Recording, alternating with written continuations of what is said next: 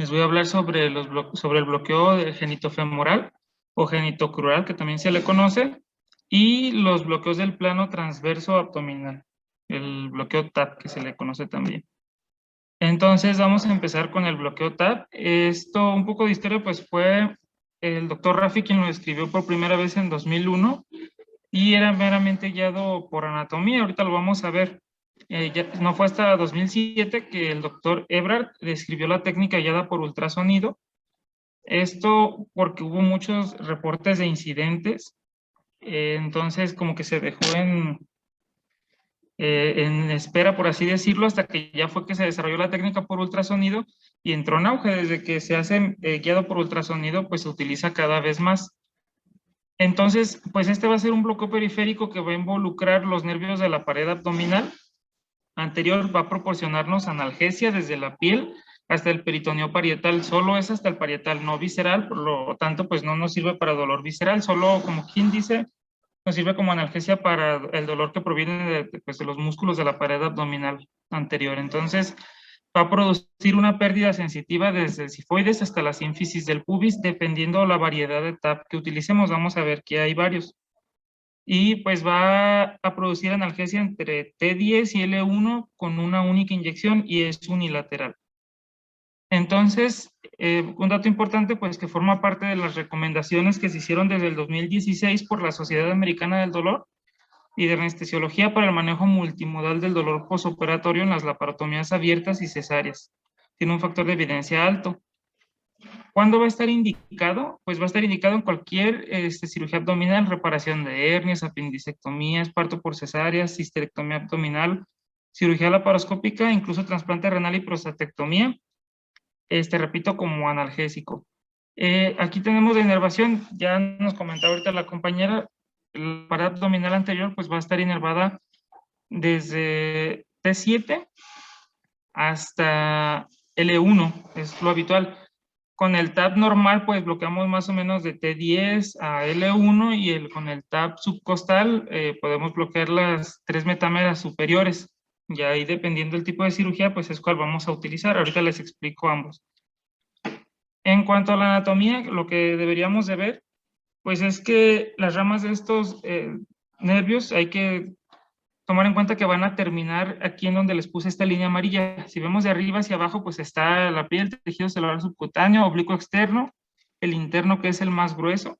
Después está el músculo transverso. Entre el oblicuo interno y el transverso, pues ahí sería el lugar, ahí sería el plano transverso abdominal y ahí sería donde tendríamos que poner el fármaco. Ahí es en donde estarían pues las terminales nerviosas que queremos bloquear. Anatómicamente la primera técnica pues que se escribió era a través del triángulo de Petit. Aquí lo vemos, va a estar anatómicamente delimitado por el oblicuo externo en la parte anterior, dorsal ancho en la parte posterior y la cresta ilíaca.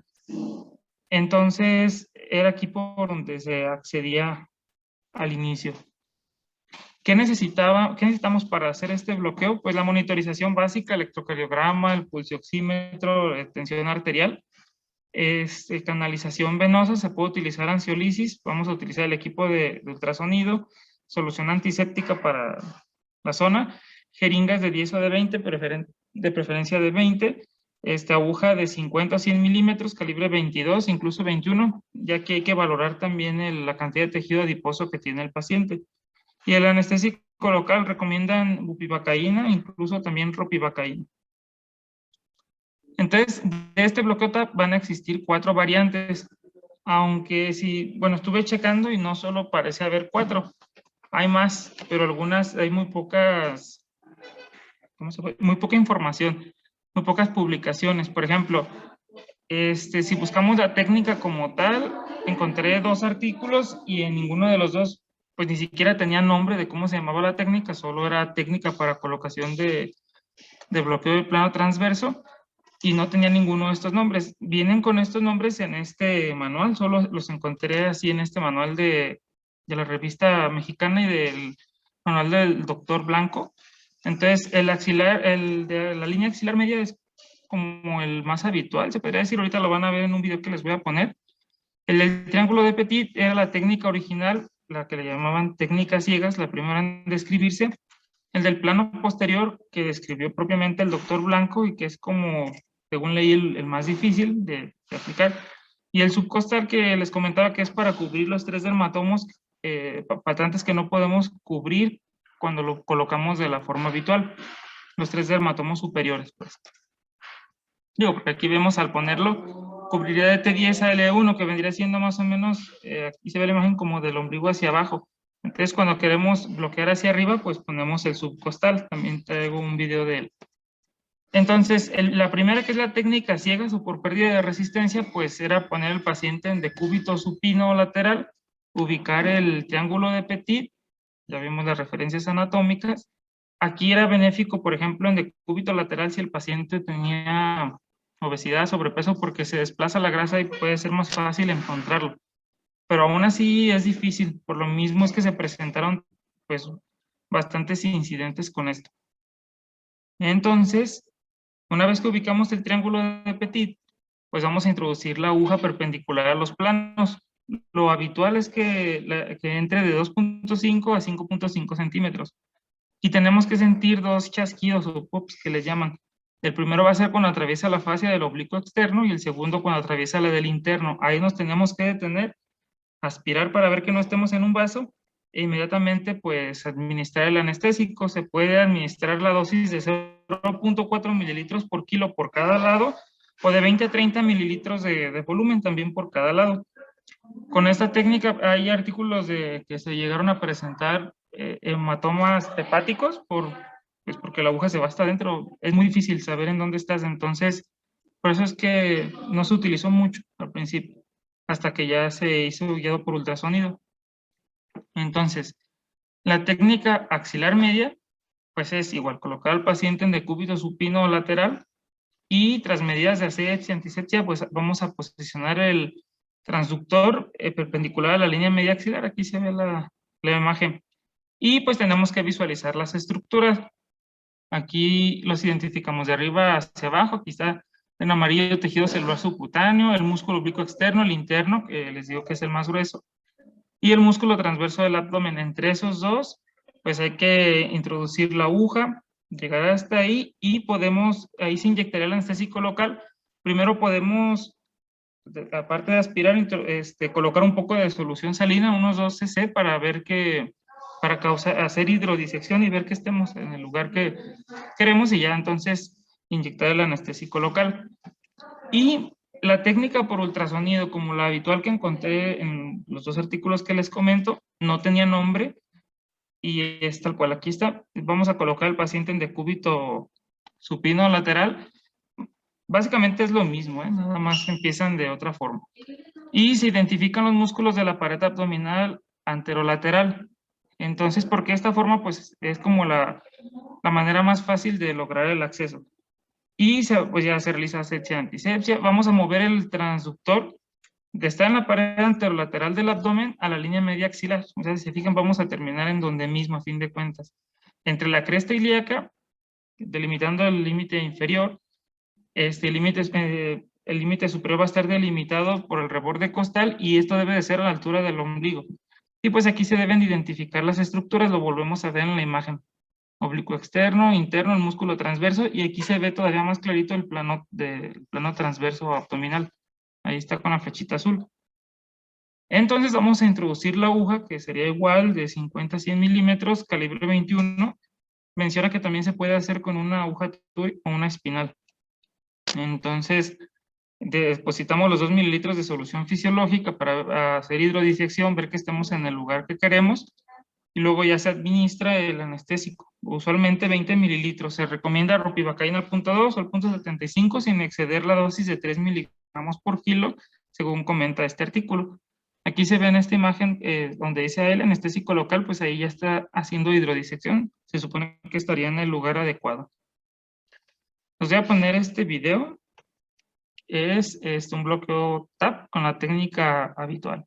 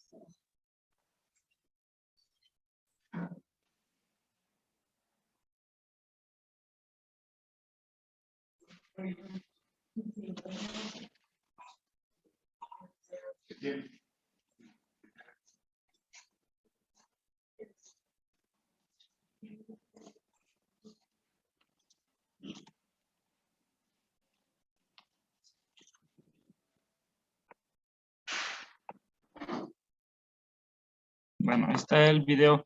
Se han descrito bastantes técnicas nuevas.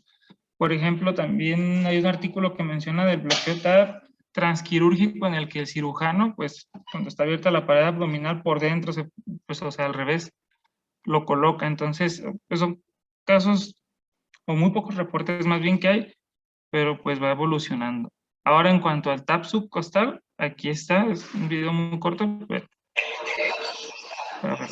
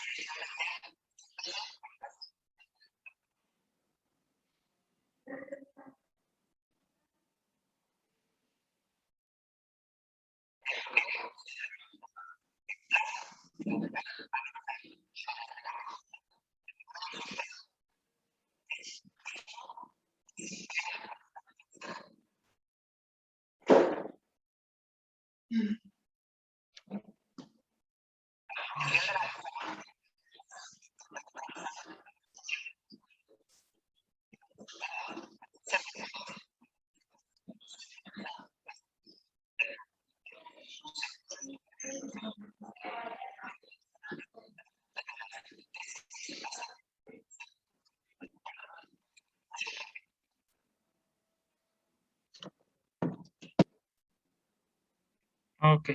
Y bueno, ¿qué desventajas o efectos tenemos? Pues que no cubre el dolor visceral que les comentaba, solo sería el dolor somático. Hay riesgo de daño visceral cuando lo hacemos a ciegas, por eso no es recomendable. Y riesgo de toxicidad por anestésicos locales, de esto debido pues a los volúmenes que utilizamos. Y pues hay que estar consciente de ello, si no lo administramos bien, pues quizá no volver a intentarlo, o se puede siempre que no excedamos la dosis tóxica. Entonces, ¿alguna duda con el TAP para continuar con génito femoral? Ok. No, Lino, gracias. Ok, entonces el bloqueo genitofemoral este nervio es mixto, pero predominantemente sensitivo y forma parte de los nervios del plexo lumbar. Nace de los ramos anteriores de los nervios de L1 y L2. Va a emerger del borde anterior del músculo psoas, ahorita vamos a ver la imagen, y se va a dividir en dos, en la rama genital, que nos va a dar la inervación al escroto, y en la mujer, pues los labios mayores, el monte de Venus, y el femoral, que va a dar sensibilidad al triángulo inguinal.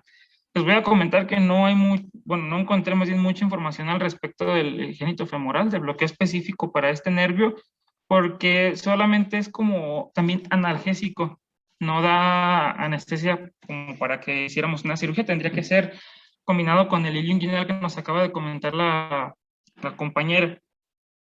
Entonces, aquí vemos, miren, el SOAT, aquí vemos cómo sale el nervio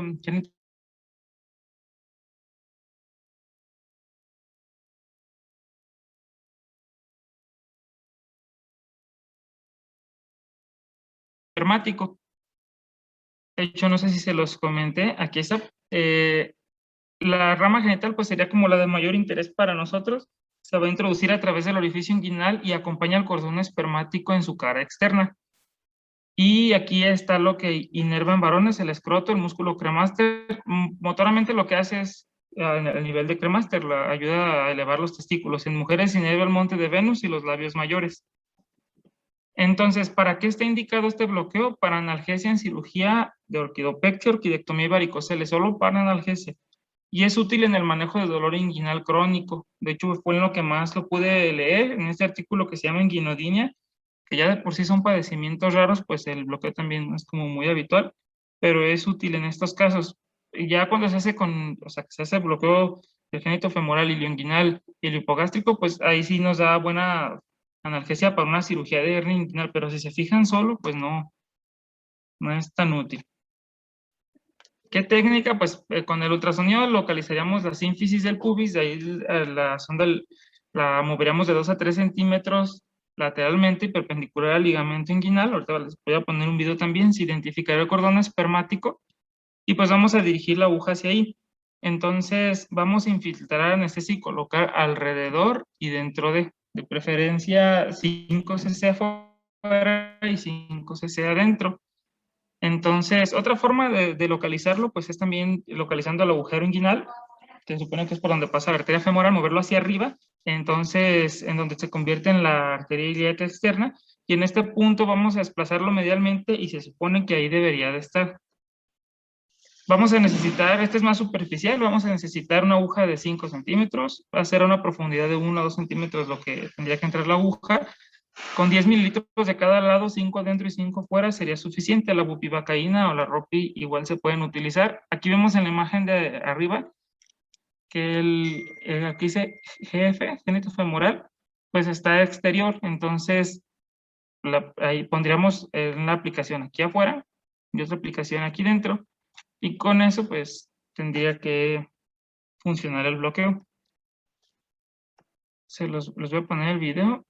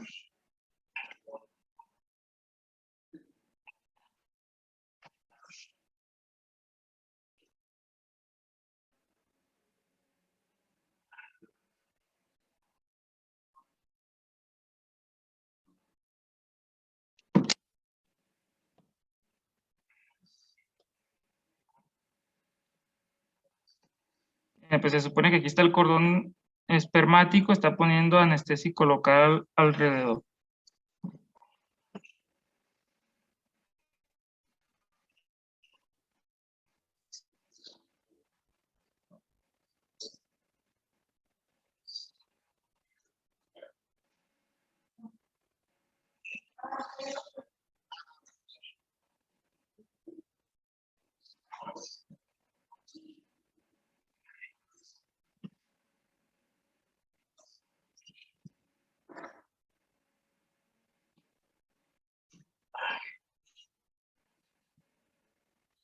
Ok, y pues,